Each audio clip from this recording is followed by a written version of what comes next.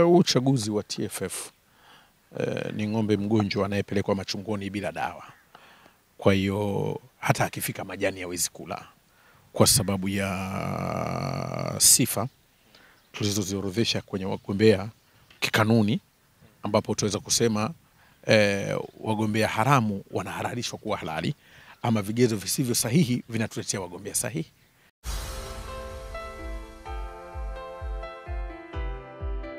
Karibu sana mwana michezo kwenye chaneli yako ya kimichezo Bongo Headlines. Mimi naitwa Dickson George, nyuma ya kamera yupo Medadius Mandoro. Yote kwa yote kubwa ambalo tunaenda kulizungumzia kwa siku ya leo, uchaguzi ule wa TFF kumchagua rais wa TFF umeshatangazwa na fomu zimeanza kuchukuliwa. Hilo ndo tunaenda kuliangalia, vipi muundo wetu uchaguzi uko vizuri, vigezo ambavyo vimewekwa viko vizuri na vinaendana na soka la kisasa.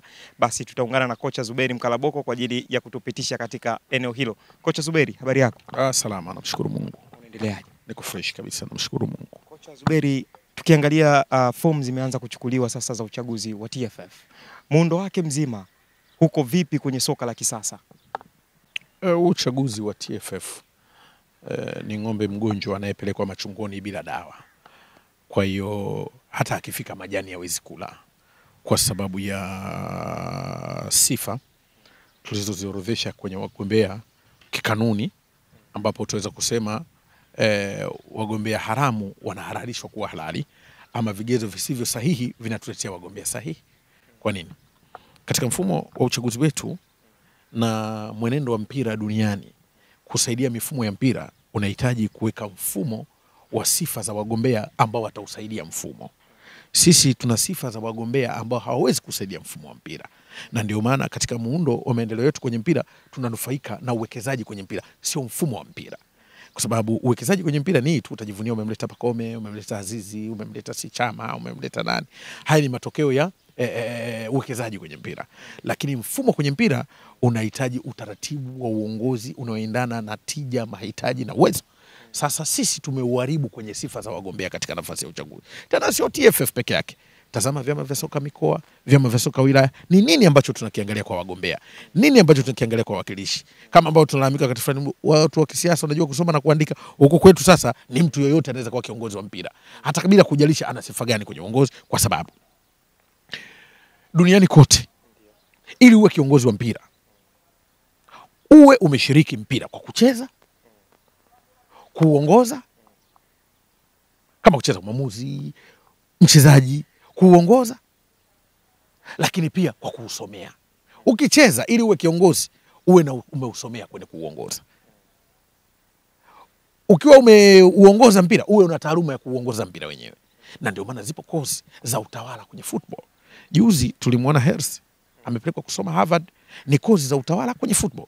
Sisi twende tuangalie vigezo vyetu. Kigezo cha kwanza kwa nafasi ya urais wa TFF wanasema degree. Degree yenyewe unajua yoyote tu.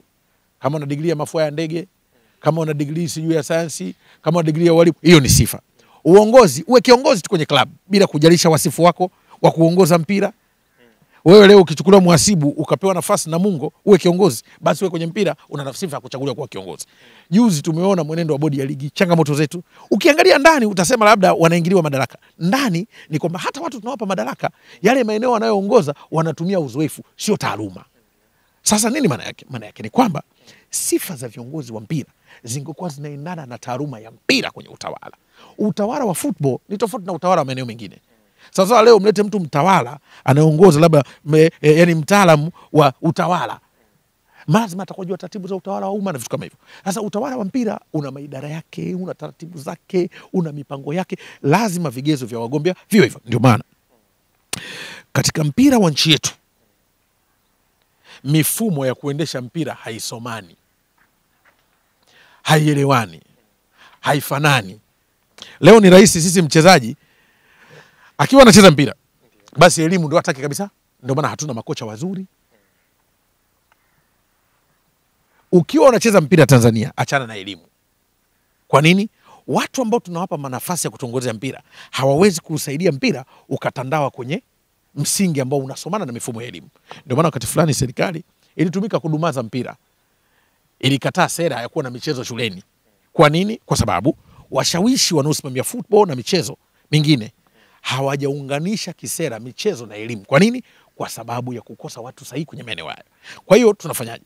Tunafanya hivyo kwa sababu moja, haina maana kwamba hatuna wataalamu nchi ama hakuna kozi za michezo. Zipo University of Dar es Salaam. Daktari Tiboroa yule ndio wakufunzi pale, wanafunza watu. Lakini watu wanaosoma pale wengi ndio kwa maafisa michezo mikoa wa serikali.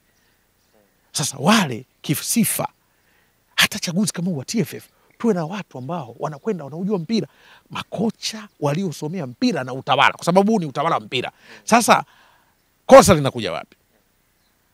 Ukileta viongozi ambao hawana uga wa mchezo kwa uzuri, hawawezi kusaidia mpira kwa mifumo. Na kupa mfano mdogo, miaka ya 70 kushuka chini, Ulaya alizidiwa mipango ya uwekezaji kwenye mpira na Amerika ya Kusini. Kwa nini? Amerika ya Kusini chini ya miaka 70 jamii zao ziliathiriwa na uhalifu, madawa ya kulevya, kwa kuna matatizo makubwa sana. Mfumo ya makanisa ya Roman Catholic wakapeleka ajenda huko Colombia na maeneo hayo, kwamba haya maeneo kwa sababu jamii zimeharibika, ni vitu gani tuzisaidie hizi jamii? Tujaribu kuziwekea sekta ya michezo, angalau watoto baada ya kwenda kwenye magenge ya kiuni wacheze mpira. Kwa hiyo ndio maana kukawa kuna akademi nyingi sana, na akademi nyingi kwa historia zilikuwa zinamilikiwa hata kwenye taasisi za makanisa. Sasa wakaenda ndio wakawa na uwezo mkubwa wa football wa Ulaya, wa Amerika Kusini. Kwa na wachezaji wengi sana, kwa na akademi nyingi sana. Lakini Ulaya wakawa hawatambi miaka hiyo ya World Cup. Utasikia Uruguay sikachukua, sijui nani kachukua, nani. Wakaona hapa tunapata wakati mgumu. Wakarudi kuangalia wenzetu wamefanikiwa wapi. Sisi tumeanzia hivi, sasa twende tuwekeze kwa utaalamu. Viongozi wanaokaa kwenye football wawe viongozi thabiti, wenye kufahamu wanaweza kusimamia football. Viongozi kwenye michezo wawe ni watu wakiamka anafikiria njia za kutatua mchezo. Ndio maana sasa hivi akademi bora zote Ulaya, kwa mfano ligi ya Uingereza ilikuwa kama ligi ya kwetu. Chelsea anachukua ubingwa, Man U anachukua ubingwa Ulaya, kila kitu, lakini timu yao ya taifa dhaifu hali. Ilikuwa haijajengewa mfumo kutoa wachezaji bora wa Kiingereza. Wakafikia hatua mpaka wanatamani wapunguze wachezaji wageni. Lakini wakarudi kwenye mfumo. Wekeza nguvu kwa wachezaji wao. Wekeza. Sasa hivi unaona Waingereza hao finali kila siku ni kupambana tukuchukua kombe. Sisi turudi kwenye mfumo. Spain wana mifumo. Mifumo ni viongozi wakae wafikirie. Leo nchi hii wachezaji wengi wa Super League anakupigia simu mwandishi, bwana nitafutie mtambuzi, nitafutie timu. Maana yake tungeweka mifumo, ungepata maagenti. Ukiweka mifumo utapata physical trainer kwenye timu. Ukiweka mifumo utapata maphysiotherapisti. Ukiweka mifumo utapata video analysti. Ukiweka mifumo utapata makocha wazuri. Ukiweka mifumo utapata wachezaji wanaocheza mpira huku wanasoma. Sisi huku ili ucheze mpira usisome, kwa sababu ukiwa unasoma mifumo ya elimu itakubana ukiwa unaenda mazoezini.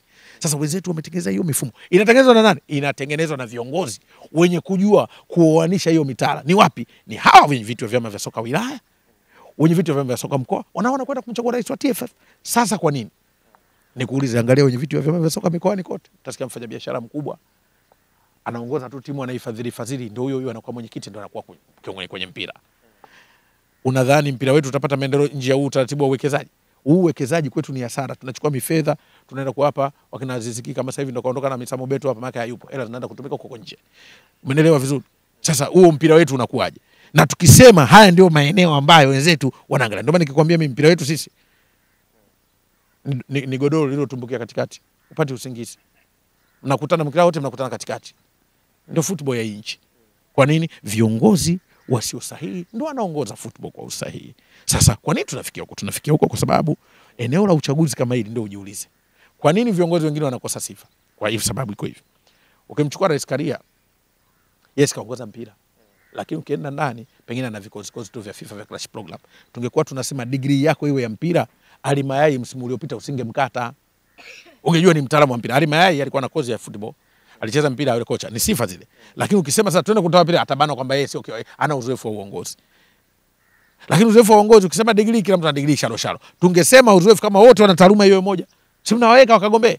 Ndio maana uongozi wetu unakosa, wengine hawana sifa. Tukirudi mwaka 2016 kulikuwa na uchaguzi wa FIFA. Luis Figo yule mchezaji wa zamani wa Real Madrid na FC Barcelona alikuwa miongoni mwa watu waliogombea. Jina lake lilikatwa. Kilichokatwa Figo ni mchezaji maarufu sana. Kilichomkata hakuwa mbobezi kwa taaluma sana kwenye utawala wa mpira dhidi ya Gianni Infantino. Infantino kucheza sana mpira. Mwanasheria yule ana kozi za utawala kwenye mpira, ana mambo mengi kwenye mpira. Kawa kiongozi mzoefu na hivyo. Kwa hiyo sifa zake za uzoefu zikamsaidia pamoja na uweledi kwenye mpira. Football ni taaluma. Sisi viongozi wetu wanapachikwa. Juzi nimemwona kiongozi wa Namungo akachaguliwa. CPA nani sijui, mwenyekiti wa Namungo. Usije ukamshangana kwa mwenyekiti wa bodi ya ligi. Tunarudia yeye kina Mguto, ukipigiwa simu kutoka juu usimamie kanuni. Tatizo tunaliacha, tunahangaika na juku. Leo tunajadili bodi ya ligi iwe chombo, itakuwa chombo huru na watu wanaosimamia hawana juu haya mamlaka wanaosimamia. Unaona shida tulikuwa nayo? Sisi tuna mawakala hapa wa FIFA. Wanasoma, wanafaili mitihani, wana sheria, wanapewa vyeti kusimamia mpira, wanacheza kwa sababu wito wao hauko vizuri, lakini tukitekeleza mpira katika mtaratibu mzuri tutafika mbali. Haya ndio matatizo tulikuwa nayo. Hayo ndio matatizo kwenye upande huu. Ndio tuko nayo makubwa sana.